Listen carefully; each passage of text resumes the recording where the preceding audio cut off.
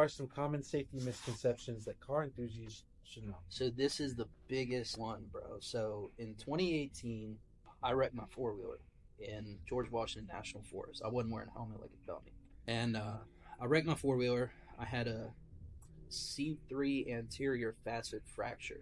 I think that's what it's called. Some in the doctor will know that. You know exactly what I'm talking about and correct me real fast. But I had a broken neck, essentially what it was. I had 3 stitches in my head. My ear was all messed up. I was fucked up, man.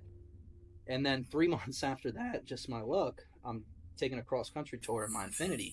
And always wanted to do it ever since I got the car. I was 6 months shy of tenure with it. And in Minnesota, I'm coming down a hill, and this grain truck is going across the road from a stop sign, and I couldn't stop in time. And I hit his rear tandem axle, totaled the car, fucked up my neck again. Back in the neck brace, bro. And I got tore up 2 times. In a neck brace from my own stupidity. Out of it, right back into it, car accident. I remember a buddy messaged me. He's like, dude, I don't know anybody in a neck brace more than you. Nah. I'm like, I know, bro. I'm sick of it, man. I'm like Reggie Ray in Not Another Teen Movie with countdowns on concussions, bro.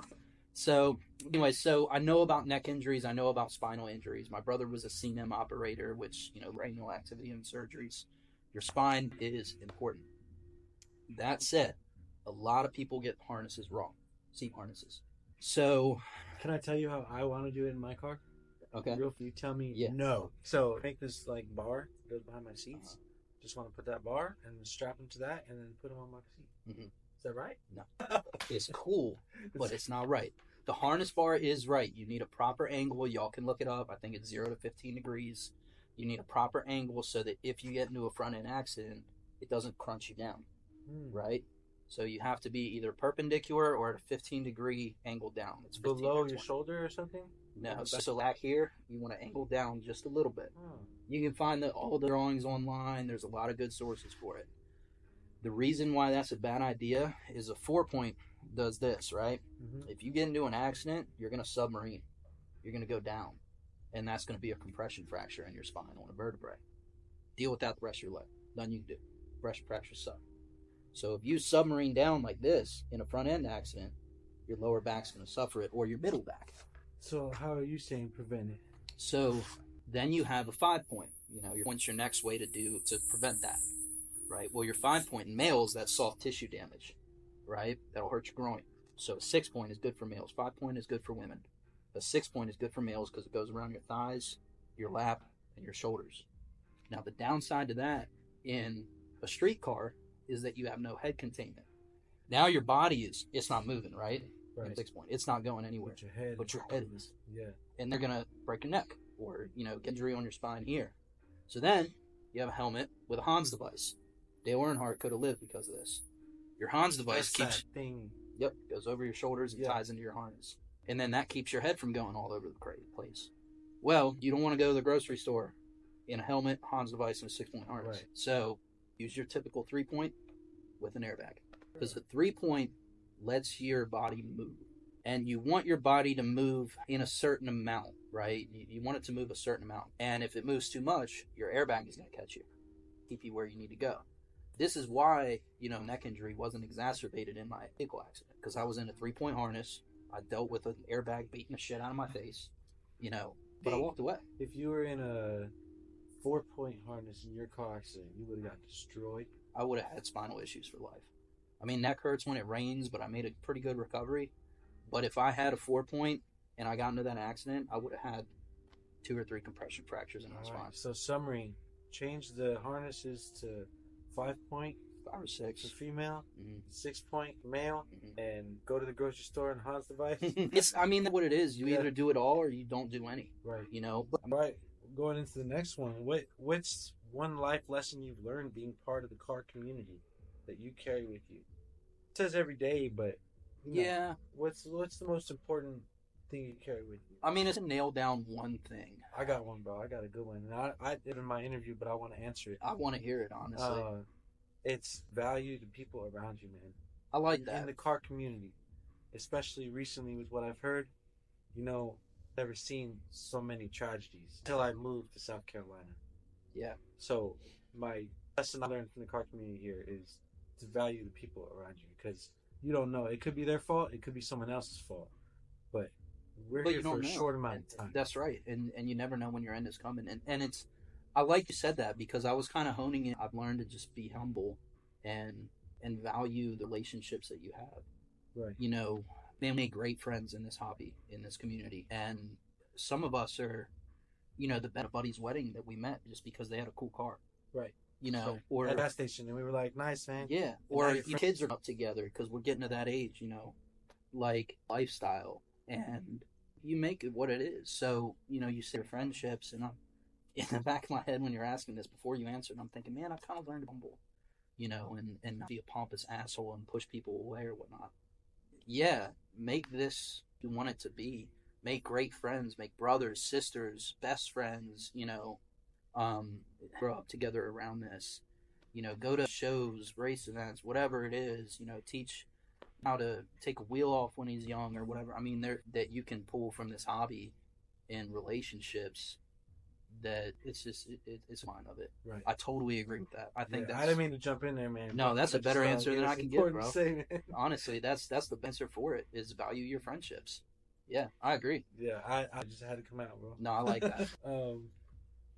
So we're on some closing questions.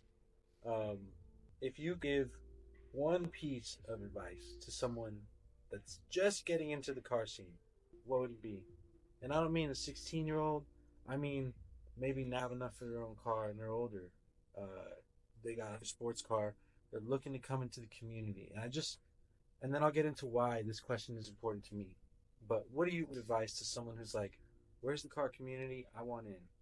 I think the best piece of advice is to consider the source. So, you know, anybody can, especially anybody with a keyboard. And it's easy to look convincing. I could sit here and list off 1,000 good reasons and sell you why Racelands are the best coilover, you know, and know that they're not. But if I'm convincing enough, you're going to hear it. And if I'm convincing enough, I'm going to say, yeah, man, do it not in that intersection, or all these terrible ideas. But I could just be some guy who doesn't know what the fuck he's talking about. So vet your sources, and, you know, if your advice on how to build your car, has this person built cars before? What are their credentials? What are their experiences? How do know that they're right? Or, you know, if man, join this club, or, you know, fuck or whatever, does that person just have a vendetta against that guy? Or does that person really know? Have they been around the block and whatnot? Consider your sources. Make sure who you're getting advice and words from is a good person, you know, not it or whatever. Just some random guy that's reading forum posts and doesn't really practice what he preaches or anything. Just consider your sources. And I think that that's kind of a universal idea for any hobby. It's a great answer, though, Yeah. especially coming into the car community. Yeah. You're right. Yeah. The specific reason I asked that question is because there's a lot of people who come into the car community, they come into Selfvation even, and they came from takeovers, donuts in the parking lots, intersections, illegal activity. Yeah. And they didn't know. Yeah. Like, right. They had a clue. Right. And that's why we're still open to everyone. We don't condone those activities. Yeah. We don't do anything illegal. But, like, they had no clue that the car community had a camaraderie side. Could be this wholesome. Right. And that's what you've made with that, which is great. They thought the car community was, let me use my car, which it is. It is. Yeah. But there's a place. There's absolutely so many resources out there, like tracks, you know, for you to go have the most fun with your car. Yeah. Sanctioned. Like, more if you could have in a parking lot. Because you can't race in a parking lot. You know? Bro, and I've given this, still stands to this day. Any of you guys that are into takeovers, I will pay for your.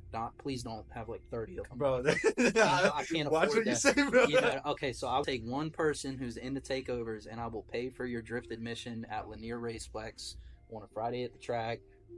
I'll give you a helmet to use. I'll coach you through it. I'll be your driver coach. Let's get on the track and see what you're made of. And this isn't a challenge to say you suck at whatever you're doing. Some of these guys doing takeovers, they're talented. Which it hurts to say, you know, like, yeah, but I'll see what they can do with this drive, with this adrenaline on the track in a controlled environment where you need some technicalities. If you are into takeovers, if you've done it, let me put you on the track. Let's see what you're made of. Let's see you do well there. And I guarantee you, they're going to say, when can I come back? Yeah. That shit's much fun. But I'm with you there, man. Yeah. Yeah. Oh, all right. So, been to, I'm gonna say hundreds of car meets now. You've been to events. You've been to racing. You've been to pop-ups. You've been to all these different types of stuff. Yeah. Manage clubs, organize events. Yes. Yeah. What does success look like to you when it comes to fostering a positive car community? Honestly, smiles, bro. You know, you'll car event and see scowls and see little cliques. You know, I'm like the street. You know, cliques form up and shitty that way, or you know, or whatever. I don't mess with him or whatever. That's not successful because there's division, there's hatred, there's you know, people behind closed doors. That's not successful. That's high school. Success for a car club, a car event, a meet, a show, a race event is smiles. You got everybody walking around there. You know, I like Mustangs. I'm not gonna hate on anybody that likes Mustangs. I just don't like them. But I'll walk up to a Mustang, you know, that's up and say, "All right, man. You know, what's special about this one? There's something special about every car. That's not what's special about your ride. You know, what's special about this one?"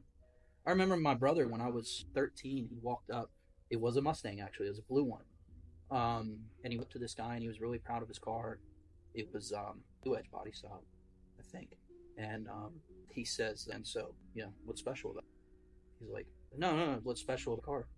He goes, "Oh, in this trim they had the shaker hood on it." And I'm like, "Oh, that's pretty cool." You know, whatever. And brother's talking to him and whatnot. And so, success at a car event is people looking at cars that they don't like, but liking that person. You appreciate it. Yeah. Time, the money, I mean, I'm really into the stance stuff, which is weird because that is so crazy. I did not know that. Yeah. That blows my mind. You being here. Yeah, but I see what Ryan and Carlos do to these cars, man, and his previous employees too. I see what goes into. So we got Glenn's truck sitting over there, and that thing's an icon. That thing's crazy. It's a beautiful truck. Not my speed, but I still appreciate it. The work that went into the paint, the putting the front seats in the back, or an extra set of front seats in the back. He had to raise the motor to accommodate going so low in the front. Up in the bed, he shaved the rear tailgate and everything.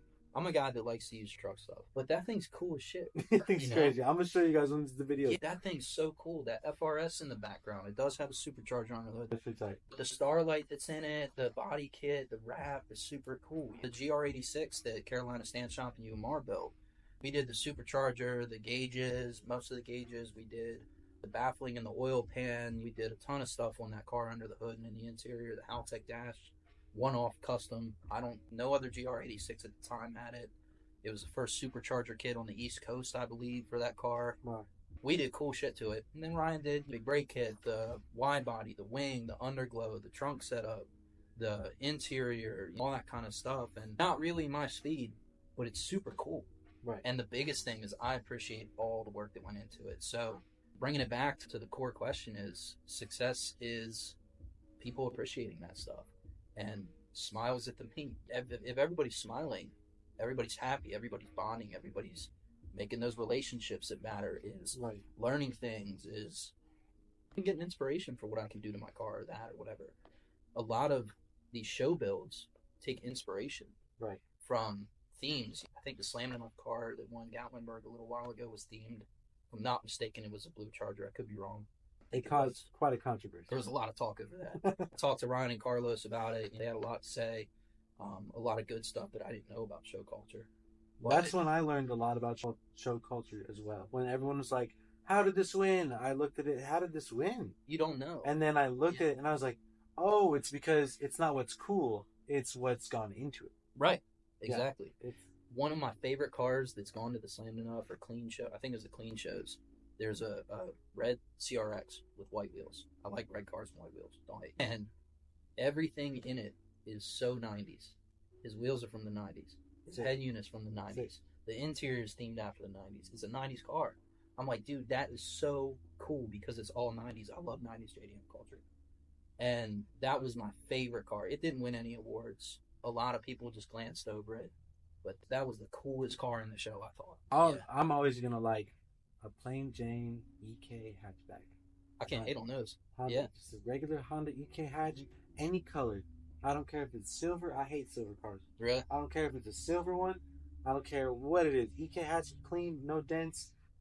Oh my God, that's my dream, bro. So you're a Honda guy. I'm a Honda guy through and through. So when I lived in Maryland, there was this event called Katie's Cars and Coffee in Virginia, and this was talked about to be the best cars and coffee in the nation. Wow. It was a small one, very small. You had maybe 60 cars, but it had one of two, one of three, the only one in the nation made type cars. It had the best cars in the world there. That's cool. Beautiful cars, Bugattis, all them, done up Supras, done up historical this, beautiful Chevelle, a gorgeous Model T, everything, and bro, it was all there, and they were all perfect.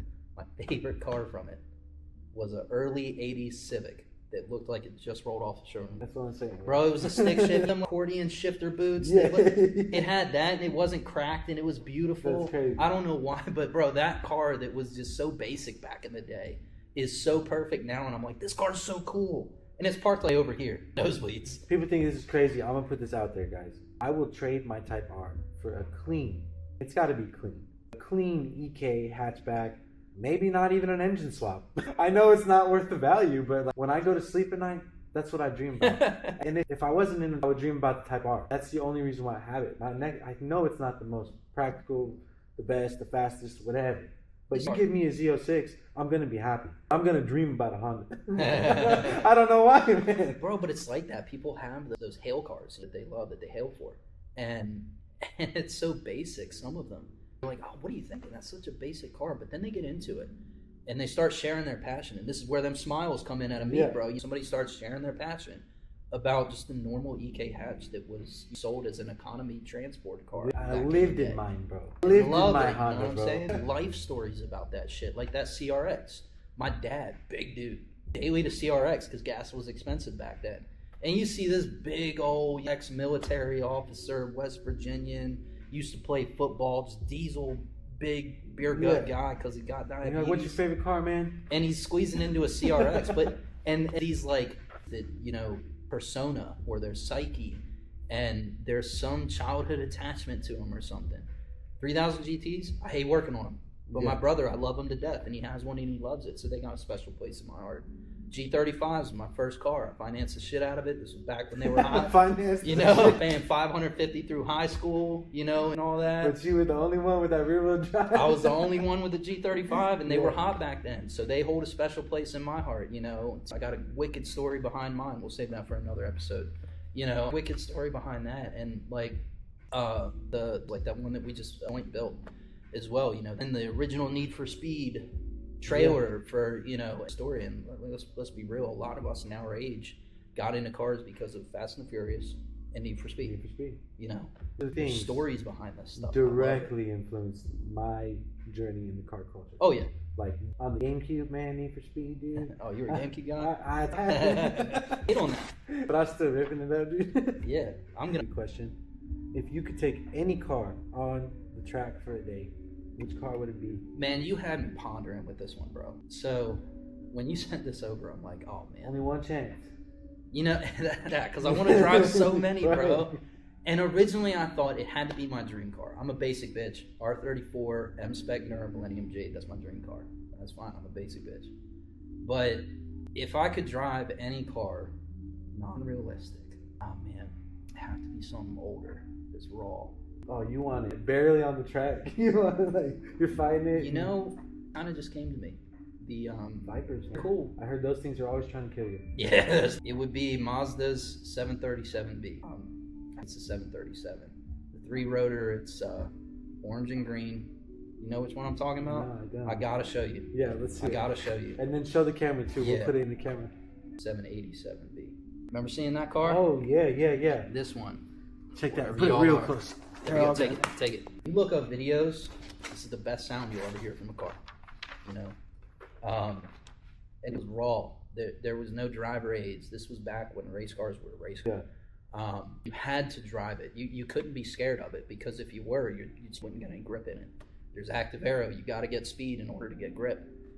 That's terrifying. I've never heard it put that way. Yeah. Well, that's how all these big aeros car F1s, they don't do anything until you're doing 100.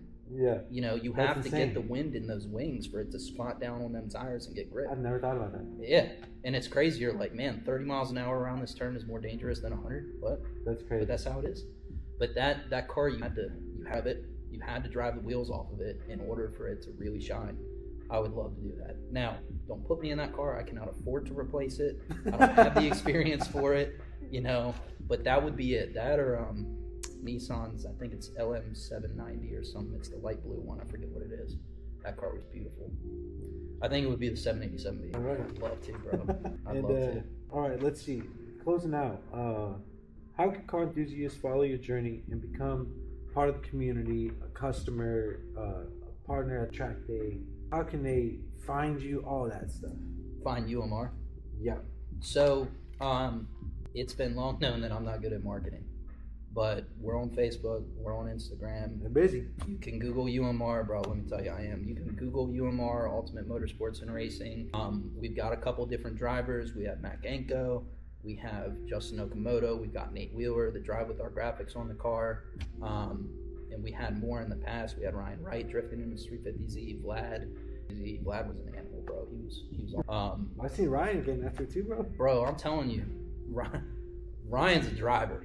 You know, I give him shit all the time, but Ryan was so much fun on the track. And this is the combination of those two worlds, bro. Ryan's a stance guy. He builds stance cars, VIP cars, show cars, and he wins the trophies. Bro, the trophies, and they do some wild shit. And then he's out on the track drifting. Form versus function, you know, he's out on the track drifting and killing it, bro. Me and Ryan were a really good pair on the track.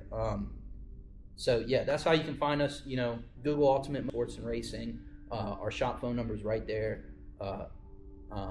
We've got Facebook, we've got Instagram. I personally have a TikTok.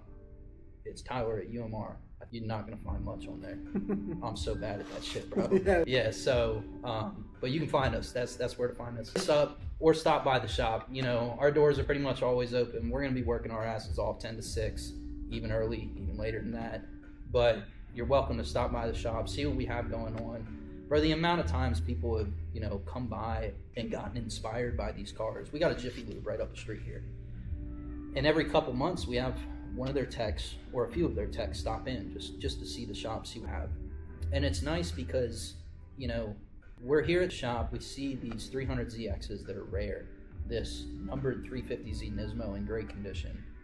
You know, Glenn's truck, these award-winning show builds. We've got a wide-body R33 out front. We've got a Transformers themed H2 out front, bunch of other cool stuff. And you know, every day we look at them and we're like, yep, that car's there, it's cool, yeah, you know, whatever, it's inspirational. But we get used to it. It's numbing for us because, you know, we see them every day, and somebody comes up and it's great because it reignites that, and it's a reality check for us that we're working on some really cool shit. Crazy stuff. We're so thankful for it. You know, we're in way pompous. We're so thankful to have this opportunity. But seeing these people come up, we got them with their kids. Hey, I just wanted to see. There's a soccer place right around the corner, and they come up and they look at the cars, and these kids are just, oh my gosh, so cool! Wow, Dad, Mom, you know, whoa. Or the guy that owns the Z32 is always enamored by what we have here. He thinks it's so cool, and it's a nice reality check for us. But it's so great to see these people just be really excited about these cars that we just have sitting, you know, out front or in the shop, or, you know, getting something to them. And man, I love, and I'm speaking for Ryan here too, I know that I'm right, we love seeing that inspiration and that excitement come over these people's faces, especially the kids. Right. You know, hey buddy, you wanna hop in the car? Come on, sit in this car. They're like, no way. Yeah, that's exactly what they say, man. They, their dad or mom, you know, he says it's fine. Yeah. Yeah, man, I love that. So I'm kind of off topic from how you can find us, but oh no, that's all right. Yeah, man. So closing out, you want to show us a little bit around the shop, show us some things you're working on and stuff? We can do that. All right. We're gonna have to deal with the cold outside if you're cool with that. Oh yeah.